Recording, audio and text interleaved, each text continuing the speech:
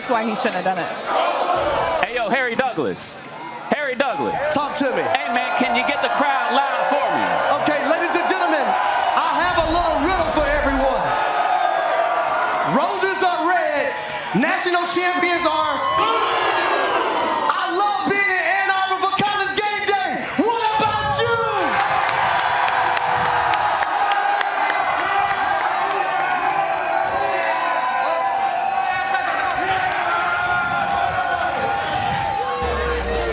Let's go, y'all. What a welcome to Countdown to College Game Day, presented by Dr. Pepper for the second time in the history of literally ever. Michigan will be taking on Texas. The last time these two teams matched up, it was a classic Rose Bowl showdown almost 2 decades ago. And today, a top 10 matchup for the defending champs. We'll get you ready for that game and all of the other games happening in college football today. Hi, I'm Christine Williamson. We got two Harrys out here. Harry Lyles Jr. and Harry Douglas. We love coming here. This is a great time. How y'all feeling? Good? If Ann Arbor loves college game, make some noise. Sounds like they love college game day to me, ladies and gentlemen. Hell yeah, they do. All right, it's going to be a really good day. We're very excited to be here. Okay, so the Wolverines, they've had a pretty long win streak, 32 straight regular season games.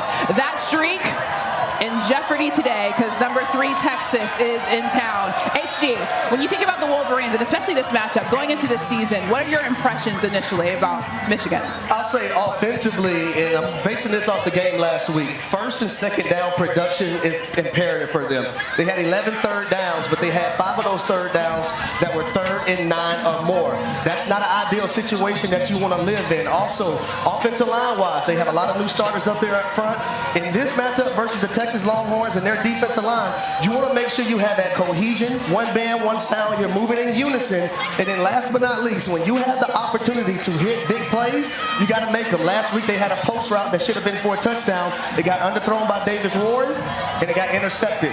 You have to make those plays in a top 10 matchup like today. Yeah, it is a top 10 matchup because Texas is number 3. They looked good on offense last week. 7 touchdowns versus Colorado State. Do they have enough, though, to keep Michigan's defense honest? Okay, so the one place that they did not look good was in that rushing game. And that, I think, is a place, HD, where Michigan's defense can really play a difference in this game because against that Colorado State team, Texas ran for 1.8 yards per carry before contact. That was 69th in the country. That's not good. And we're talking about a Michigan defense, conversely, that held them to -1 in their game. So that is a strength of Michigan's against a Texas weakness that if they're able to utilize that, that could help turn this into a one-dimensional game for that Texas offense. And if the defense, which has pros on every single level of it, along with this great crowd out here, hey, Michigan's gonna make it tough for them. I know that, HG, you're looking at the rematch between Will Johnson and Isaiah Bond. When you look at that matchup, what are you most looking forward to today? Well, first, I'll start with Isaiah Bond. He's from Buford, Georgia. He went to Buford High School, so I've seen a lot of him because I live right down the street. But the simple fact that he can play inside, outside, he can beat you short, intermediate, deep. He's a route runner, but then he's tough as nails, going across the middle, making those tough contested catches. But you have Will Johnson at the cornerback position that is 6'2", over 200 pounds. The athleticism jumps off the charts. You can tell this young man is in the film room. Last year versus Ohio State, zone coverage, got an interception against Marvin Harrison Jr. Last week, he read the formation, understood that they were going to a screenplay, jumped that route, took it back for a touchdown, and sealed the game for a Go Blue. That was a little bit of a delayed response, but we'll take it. Michigan fans obviously very excited about this matchup today. Let's check out today's Crunch Time players brought to you by Cheez-It. We're going to take a look at some of the players across the board that are going to have to come through for their teams to get the win today. HC, I'm going to have you start us off with Boise versus Oregon. Who do you have in that one? I'm gonna go Oregon, but I'll tell you this. They better be alerted because this young man right here, Ashton Genty, 267 yards rushing, 6 touchdowns, school record, but he's 5'9", 215 pounds. You better bring your hard hat and your lunch pail because that little bowling ball is going to be ready to go today. Not a bowling ball. I love that. When you look at Syracuse Syracuse taking on Georgia Tech. Lyles, who are you looking at? Yeah, for me, it's at the quarterback position. You got to look at Kyle McCord. He is obviously the Syracuse team. One of their staples has been their transfers. He is the key to that. He has had a great week one against that Georgia Tech defense, though. A guy that stands out to be Romello Height. He is going to be running from him all day long. They've got a lot of pieces around him on offense as well. They're going to have to keep up with that Georgia Tech offense that has been so prolific through 2 weeks here. HD, you mentioned him a little bit ago when it comes to this matchup specifically. Will Johnson in this matchup between Michigan and Texas, what are you looking at? I think for him, he has to be instinctive. He has to make big plays because Texas is going to play this game on the perimeter because of what the defensive line of Michigan looks like. When you have a Mason Graham, a Kenneth Grant, a Isaiah Stewart, those guys are going to be playing on Sundays. So if I'm Will Johnson, my antennas are going to be up because you have so many dynamic receivers on the Texas side, and maybe you can get another interception today and make it 2 weeks in a row. And finally, when you look at that Tennessee versus NC State matchup, Harry Lyles, who are you watching in this one? Oh my gosh, it's got to be Nico Iamaleava. I mean, a guy who we knew he was going to be great. When you combine a quarterback that has dual threat skills like his with that Josh Heupel offense, we saw how good Hendon Hooker was a couple of years ago. This is going to be 2, 3, 4, 5 times that, okay? In their first 7 drives, 6 touchdowns, 1 field goal, they're going to be prolific. But I will say this, though, HD, you know this. Anytime a defense is coached up by Tony Gibson, they've always got a shot. So that's going to be a great matchup, one that I'm looking forward to the most today. Certainly a lot of players to look out for on this college football Saturday, but we got some good college football last week, and I would say we learned a lot. Now we're going to talk about Clemson, Florida State in a little bit. My heart hurts, guys. You guys don't know this. I went to Clemson for grad school. But let's go to that USC game because we talked a lot last season about how their defense was garbage. What impressed you most in that matchup? I think number one, they were physical at the point of attack. They were aggressive, and their new defensive coordinator, DeAnthony Lynn, this young man is masterful for this unit.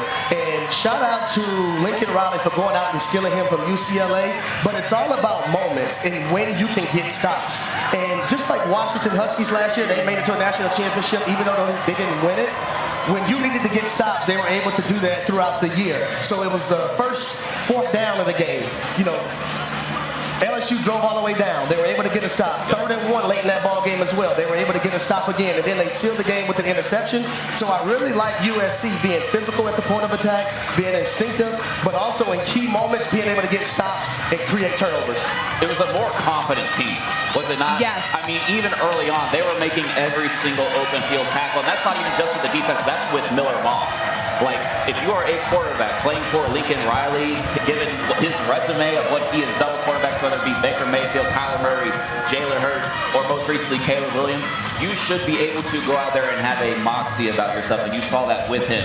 And to me, that is going to be the difference between USC being good and them being great this year. All right, let's go over to the ACC because things look very interesting, specifically with Florida State, who now is 0-2 on the season, obviously losing to Georgia Tech and then Boston College. Now, a lot of the blame goes on DJ Uiagalelei, but what do you see when it comes to the Noles? What do you think is the biggest issue this season so far? I'll start offensively. I don't think they have an identity. They don't know if they want to be a running team or a passing team. They're trying to pass the football, but that's not what their personnel tells you they should be doing. But then I look on the defensive side of the ball. That was supposed to be a wonderful unit in 2024. They're getting out physical. And I go back to the Georgia Tech game in London with 6 minutes and 33 seconds left on the clock. Florida State never seen the football again. Georgia Tech ended up kicking a game-winning field goal. But then you look at the Boston College game. They were getting beat up front. They rushed the football effectively and had the ball 18 more minutes than that Florida State offense. So they're going to have to figure out this physical presence because they don't have it right now. They were getting bullied, HD. In that second half, Boston College was averaging 6.4 yards per carry, 4.5 before contact. You're basically getting half a first down before you even see a guy touch you, right? I mean, like, that is the most glaring thing about Florida State's start is they haven't shown you that they can do anything particularly well. And I think if you're Mike Norvell and HD, I'm actually curious for your perspective on this as somebody that played. When you're going into a bye week like this after losing 2 games that you just lost like that, how much can you actually build and get together as you go into another week where they're going to be playing, a Memphis team that is extremely experienced? I think number one, you have to self-scout. And from a coaching staff perspective, you got to say to yourself, okay, where did we wrong these young men by not putting them in the best situations to be successful? And then you go from there. And at the end of the day, players make plays. Coaches got to put them in the proper positions, but the coaches are not out there on the field. So for those young men on defense, offense, wide receiver position, running back, O-line, you got to go out there and make plays when they present themselves. I do want to ask you, too, because a lot of the blame does get put on DJ, as I mentioned. How much blame should we be putting on the quarterback? I would say about 60%. Okay. Because if the quarterback position isn't right, it's hard for your offense to go. So it's just that simple for me. He has to be better. He has to make throws, especially when you have the gimmies. The gimme throws, when you have free access and there's no press coverage on your wide receivers at the line of scrimmage, you have to be consistent. Consistency is key. He was 13 for 30 on throws deeper than 5 yards. You got to be better than that. He's got to be better than that. Let's talk about the team that he used to play for, Clemson, because they've had a pretty rough start as well. Losing to Georgia, they just had 3 points in that matchup, which is the fewest that they've scored with Dabo as the head coach. What the heck? Hey, man, look. Part of it is the recruit, not playing the portal, just part of it. But I got to give Clemson this, bro. Georgia's lost 2 games the last 3 years. Yeah. They're 24-0 in SEC play the last 3 seasons. Like, they are in a tier in their own in college football right now. Like, this is the closest thing that we've seen to the dynasty that a coach that you guys will see here later built. So I think it's a mix. I think the biggest thing, though, again, with Dabo not playing the portal is not just because of the results that you saw last Saturday. It's that you had a superpower and you let that go because you thought you're doing things the right way. And that's just not true. Yeah, a rough start this season. Obviously, we expected them to possibly lose to Georgia because it is Georgia. However, we didn't expect them to lose that bad. Can we talk about a team that didn't lose? They're undefeated on the season. Hey, you know what's interesting? Who would that team be, Christine? Yeah, who would they be? I mean, you look like you got, it's forest green, but it's almost University of Miami green. I want to say a few things. Obviously, Cam Ward, I feel like he's been the best quarterback that we've had since we were able to call Miami quarterback U. Are you French? We used to call Miami quarterback U. But here's the thing that I want to be very careful of, right? Great win at Florida. It was amazing. Great to watch. The one thing that does bother me a little bit is, and I think that Mario Cristobal said this very well. He said after the game, there's so much hype around us and we love it, but we have to put in the work. So it was great on Saturday. We celebrated a little bit. We celebrated on Sunday as well. But seeing Monday when people kept talking about it, I was like, bro, we have to chill. We have to chill before something happens. Because, you know, Miami to Miami. Well, let me say this. The quarterback position is key for Miami. Right. Cam Ward, he's a guy that's cool, calm, and collected. He can play within the confines of the system, but he can also improvise. Yeah. When he gets outside of the pocket, he's not looking to run. He's still looking to pass, but he has the ability to be able to break a defense down. And when you look at what Mario Cristobal has been able to build over the last 2 years with these recruiting classes, I like Miami. It's great to be a Miami Hurricane. But you see how she do it now because if you a Miami Hurricane. Miami, anyway. It'll be fun to watch the rest of the season for the first time in a long time, even though we always start every season like this. Very excited about our quarterbacks, but I feel like Cam Ward is doing a little bit different than the previous ones. All right, a lot of great matchups today. One of those, Colorado taking on Nebraska. It was what? Arsenal. It was what? Arsenal. It was what? Arsenal. All respect was gone for them in their program. It ain't there because you disrespected us first. Touchdown, Nebraska. The kid made some darn good throws, some pretty good plays. But we got to do what we do. We got to go in there and do what we're capable of doing. A lot of running, trying to get me in there to tackle. I'm ready to tackle. I'm ready to go in there and fit the gaps and go ahead and play football. Into the end zone. What a catch! Impossible catch by 12. It's a dynamic offense, and Shedeur is one of the best, if not the best in the country. And so we'll have to play great red zone defense, play great third down defense. He's a smart quarterback. He can make those tough throws. Hunter's going to make the catch. We're going to get to the ball, and we're going to hit you. This is a tremendous rivalry, and I look forward to it.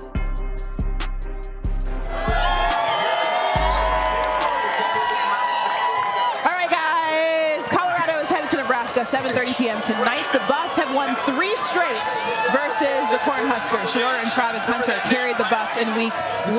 Nebraska's freshmen, I'm walking up the stairs, sorry. They look legit. legit in the Cornhuskers win. HD, what do you think impressed you the most in that matchup? I'll say it with Dylan Raiola. You got to look at this young man. He is the son of Dominique Raiola, who played 14 years for the Detroit Lions. So he literally came out the womb. His first words wasn't dada mama, it was football. He was meant for it. A 5-star recruit that they've been able to get there in Nebraska. I love the way that he throws the football to his wide receivers. You talk about trajectory on go routes, deep in cuts across the middle of the football field. He does a tremendous job. I'm looking for this matchup, him versus Shedeur Sanders of Colorado. It's going to be a great one, folks. On the Colorado side of things, Shedeur and Travis Hunter were looking zesty. What do the Buffs need to do to pull off an upset? Okay, so Christine, we know that these two young men could very well be top 5 picks. That is one thing that Coach Prime has not been wrong about, right? They are that damn good. The issue is going to be, can they run the football? Because they were not able to do that last week. And I think the other thing that we're going to see on today, later today, is that offensive line. We know it's been revamped. We know they brought in a lot of pieces, tried to rearrange that. It didn't work last year. They only allowed 1 sack last week. This Nebraska defensive line is going to be a different beast. So we are going to see if that line can hold up. 12 and 2 are going to be A-okay. But they got to be able to run the football, and that line's got to be able to hold up for Shedeur. HD, you think they're going to be able to pull off an upset? Colorado? Yeah. I got Nebraska in this one. Okay. I did too. All right, we'll see what that matchup looks like. All right, let's go to another one. Just the second time that these two teams have played in the last 100 years. Tennessee taking on NC State. It's a top 25 matchup. Week 1, NC State needed 3 late touchdowns to pull away from Western Carolina. Nico and the Vols looked great against Tennessee Chattanooga. HD, what's the ceiling for the Vols offense this season? Well, I'm going to tell you this. There is no ceiling. When you put up over 700 yards of offense in week 1, but also score 69 points, the 6'6" phenom is everything as advertised. He can make every single throw on the football field, but it's his poise. Play number 1 last week. Pressure up the middle. He rolls to the sideline, not flustered, completes the football down the field for a first down. Get down to the tight red zone. The blitz, the cover 0 blitz came. Cool, calm, and collected. Defeated for a touchdown. Threw another 5-step post on the left side of the formation as well. The next drive. The ball placement was everything. It allowed the receiver to go in and run it in for a touchdown. I love everything about Nico, but there is no ceiling, because when I think about 2022, when they had Hendon Hooker and that offense was prolific and they were number 1 in college football in total yards, Tennessee in 2024 should be better than that, in my opinion. All right, let's go to the other side of this. The other side of things. You think that NC State could be a sleeper in the ACC, which now is just up for grabs. Yes. Why? And please don't take offense, because I know, obviously, you know, you're feeling good after that Miami win last week. And you should. Go ahead and finish. Hey, Miami Hurricanes. Anyway, look, I think that this NC State team is intriguing. I don't feel as good about them after last week's performance. So today is going to be a very good test for them. But when you talk about the pieces that they had to add this offseason, in 2023, they had added Brennan Armstrong at the quarterback position. He had a really great year at Virginia a couple of years prior. So when they came in, they thought, hey, we're going to see that type of guy again. He was not that. Grayson McCall obviously was one of the great success stories of the 2020 season with Coastal Carolina. Has had a prolific career since then. He had some injuries last year, had a new coach, Tim Beck. Things didn't work out for them. That's a perfect pairing. Like, those are two groups that needed each other last year. And then, again, I mentioned it earlier, so you combine it with that Tony Gibson defense. They lost a lot. They're returning 5 guys. They added some pieces in the portal. He's always able to find who that next guy is going to be. Obviously, they lost Peyton Wilson. You and I were at that Louisville game where I was like, hey, like, are there like 3 of this dude out there? Like, what's going on? He'll find another one of those guys. This defense is going to challenge them. They're just, to me, a very complete team. Their schedule's not terrible, and that's why I think that this team could end up doing some damage later on in the season. Well, I will say this about NC State's defense. They better be ready to guard every blade of grass on that football field when facing Tennessee. Tennessee also has this thing called tempo, something that you cannot mimic in practice. If your offense doesn't do it in practice, you're not going to be ready for it. So NC State, from a defensive perspective, you got to be on your P's and Q's today, because young Nico, he coming, baby. All right, let's go to another matchup. Number 7, Oregon, taking on Boise State, a team that they are 3-0 against all time. The Ducks struggled to beat FCS Idaho in week 1. While the Broncos, acting Dinty, you talked about him, ran so much he needed some medical attention after his 6th touchdown of the day. Diagnosed? What do you think his diagnosis was? Too much success. Yeah, he was probably cramping a little bit. By the way, what impressed you in the this Oregon team? Well, I'll say for Oregon, they did a great job last week of moving the football. They just stalled when they got into the red zone. Today is not one of those days that you want to stall against a Boise State team who's trying to become that Group of 5 champion that has an automatic bid to the college football playoffs. When you have a running back like Boise State has, defensively, you have to shut them down early. You have to also, if you're Oregon's offense, go ahead and score touchdowns and not 3 points. You want to put them away as close as possible. But for Boise State, their offensive coordinator, Dirk Cutter, he was my offensive coordinator for the Atlanta Falcons. And I asked him, who is your best player on offense and who is your leader? This was 2 weeks ago. He said Ashton Jeanty in week 0, I should say week 1 last week. Ashton Jeanty didn't disappoint. All right, so HD mentioned the fact that Oregon is going to have to score some touchdowns. Listen to the stat line for Dillon Gabriel last week. Almost 50 passes, 380 yards, and just 2 touchdowns. What's going on with Oregon's offense? They're moving the ball, right? I mean, they're absolutely moving. The thing, I think, was the issue last week. You have an offense that is so used to just taking the top off you. Once you get into that shorter field, you know this better than me. It's a different ballgame. You're playing a different game when you don't have as much field in front of you. So, look, I still stand by the fact that Dillon Gabriel is the type of leader that Dan Lanning needed to bring in order to keep the momentum going that they've had the last couple of years with Bo Nix. I think it's just going to take a little time for him to get used to everything, get used comfortable with the playbook, right? There's some looks I'm sure he hasn't seen in there, but ultimately, this team is way too talented, got way too many weapons, and is going to be an issue too much for this Boise State team, especially playing at home in Alton Stadium. We've been there before. We know how crazy those fans could be. They're going to be A-okay. I think it spreads something like 19 and a half. They're going to cover that. Just a little rust in week 1. Yeah. All right, those are some matchups that we're looking forward to today, but let's look ahead to next week. Time now for Fansville Advantage, presented by Dr. Pepper. Now, one of the most interesting games next week, Alabama headed to Madison to take on Wisconsin. The tie looked excellent last week, but Camp Randall obviously can be a tough place to play. How do you see this fans making a difference in this one, HD? Jump around. Jump up and get down. Jump. Everybody now. Man, I'm looking forward to the fans at Camp Randall. That's one of the most iconic places for people to be able to play. Yep. They have to be a factor, especially because who your opponent is and who Wisconsin is going to be going against. You have to be a major factor, make noise, be loud, make things very, very hard for that SEC team that's coming up to your back door in your house, and just, do everything you can for your ball club. Okay, so Wisconsin. Okay, yeah, you say it a little bit better than me, unfortunately. They struggled a little bit last week. They did. When you look at this matchup, what do you think that they can do to kind of turn things around possibly this season? Oh boy, Christine, your boy Tyler Van Dyke's got to look. I mean, he's got to look like the player that we saw at times in Miami. He just hasn't looked like that for Luke Fickell and this team. I think this is a chance for Wisconsin. Look, I don't think any of us expect them to win that particular game. Mm-hmm. All you got to do, and HDU sort of referenced to already with that crowd, if they could just get this game to the 4th quarter, that jump around gets people going. Yeah. You just got to play this one close, because so far the Luke Fickell experience at Wisconsin has not been one that I think that they thought it was going to turn into. Which, again, the expectations were so high because of everything that he did at Cincinnati. Right. Was truly remarkable. So I think in this one, you got to slow the game down. You got to limit the possessions. And I think if you could do that, get this game to the 4th quarter, that's a win. That is next week. Dr. Pepper is making college dreams come true with the 2024 Dr. Pepper Tuition Giveaway. Visit drpeppertuition.com to learn how to enter for a chance to win up to $100,000. That toss is tough now. We've done it. Yeah. Who did I beat? You beat me for sure. I beat Lyles. Don't look over to the right. You know you didn't beat me, Christine. It was a tie game, okay? Let's talk about some other games today. Starting with Georgia Tech at Syracuse. The Bees off to a 2-0 start and ranked, headed to 1-0 Syracuse in a low-key fun ACC matchup, Lyles. Yes. Speaking of ACC sleepers, I think the winner of this one could go on a run. They're both really talented offenses, revamped defenses. My pick for this one is going to be Georgia Tech. I think that offense is going to be a little bit too prolific for the Orange. All right, that should be a good one. Now headed over to Arkansas at number 16, Oklahoma State. The Hogs are taking on OK State, who are coming off of a solid win versus NDSU. How crucial crucial is this one for Sam Pittman, HD? Well, it's a big game for them, but defensively for Arkansas, you got to figure out how to stop Ollie Gordon. That's the young man who was tremendous a season ago in 2023 rushing the football. He was tremendous last week.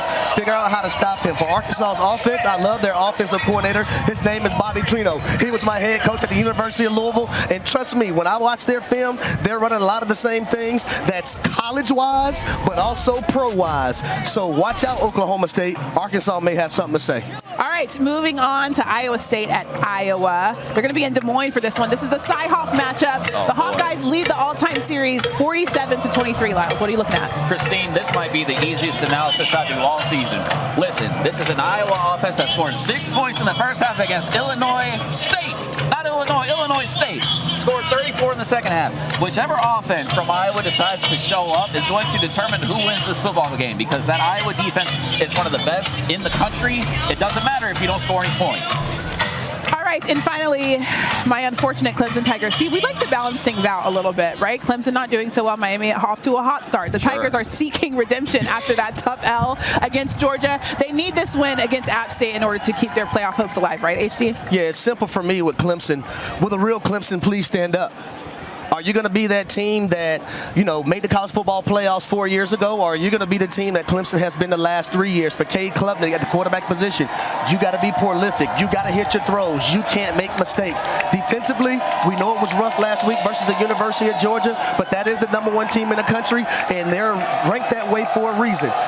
You cannot give App State life today, because the longer you keep them in the ball game, the more they're going to feel like they belong, and you might get upset. Certainly a big game for the Clemson side, because it could take a drastic turn. There's also a really big game here today. Texas in the big house.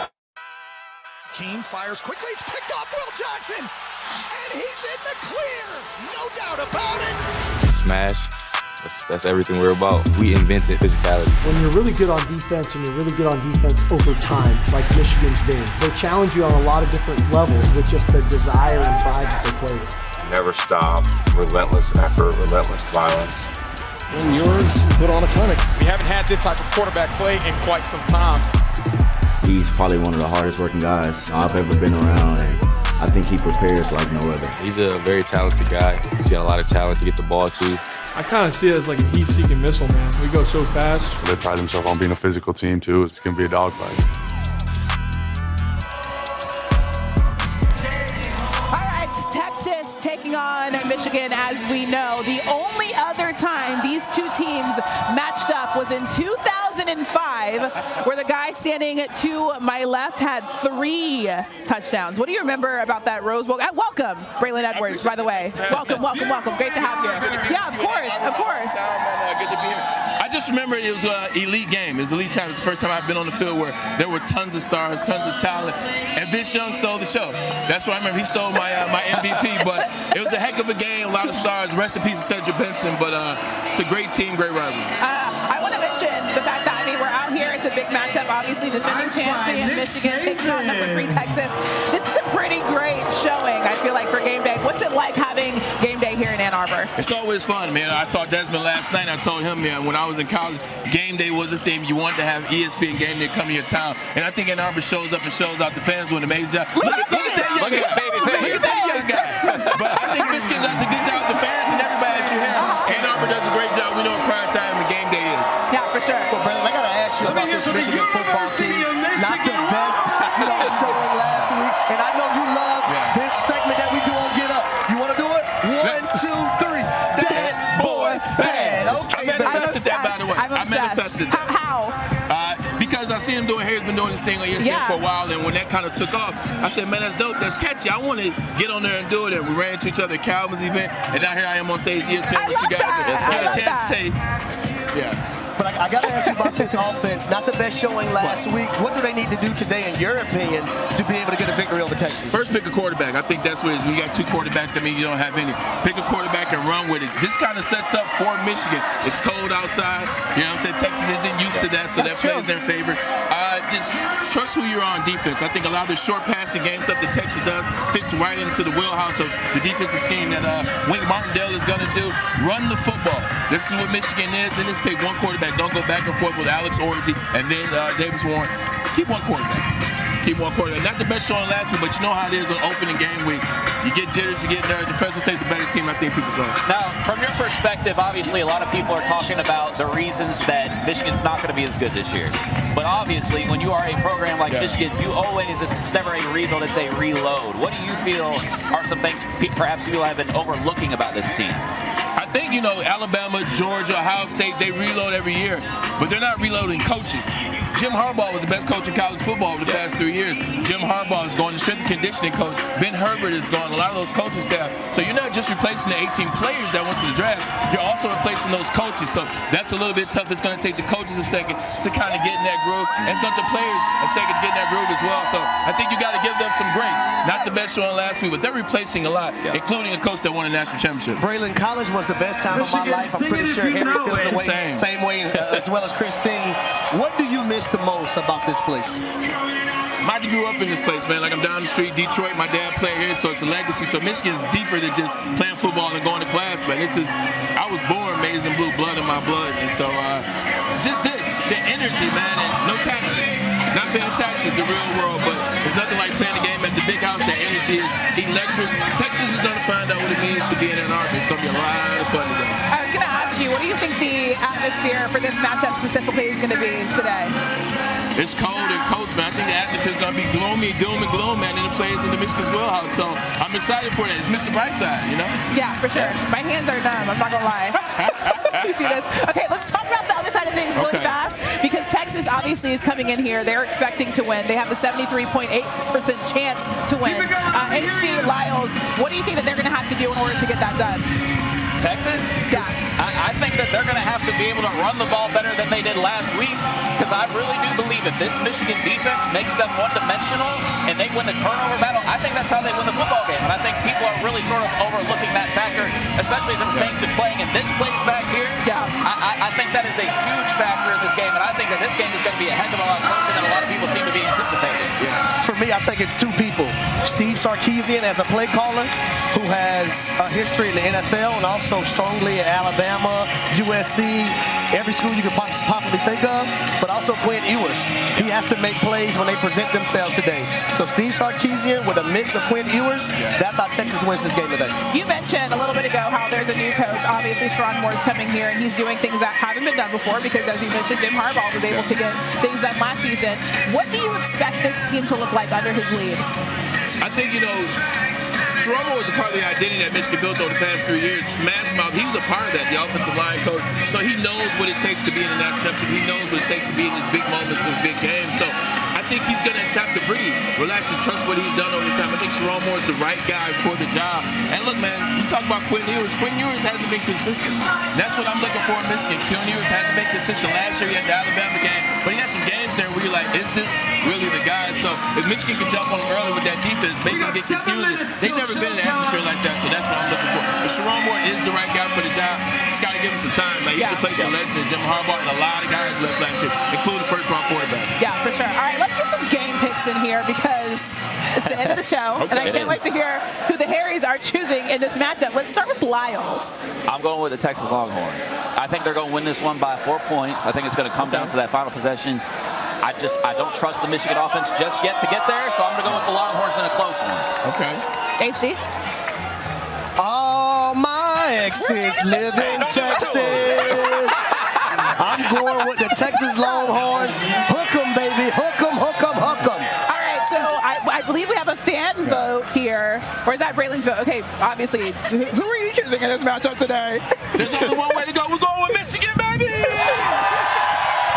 You see what it is. And I'm not being a homer. I think you just get a better showing than last week. I think sometimes you have to work out some nerves. I'm going with Michigan, but not as a homer. All right, so our fans, 64% are going Texas. Michigan versus everybody. Yeah, Michigan always. versus everybody. I love it. Always. Okay, finally, it's my pick. And I don't know if you guys know this, but our producer, our fearless leader, he actually went to Michigan. That's him. His name is Chris Cologne. Hello, Cologne. So I am actually going to choose Michigan. Take a look, Cologne. Let's go. And Christine, actually, Cologne wanted me to pass along the message. He said, hook these. Hell yes. So I'm going to go with Cologne. Cologne's going to go with Cologne. That's a great picture right there. Yeah, that's that was last year. right there. That's a great photo. It is. It looks like a guy I know. Oh, there he is. Yeah.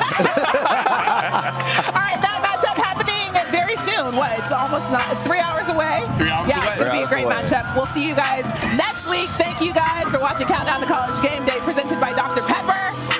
Enjoy college football today. Thanks, Braylon. Yay! That boy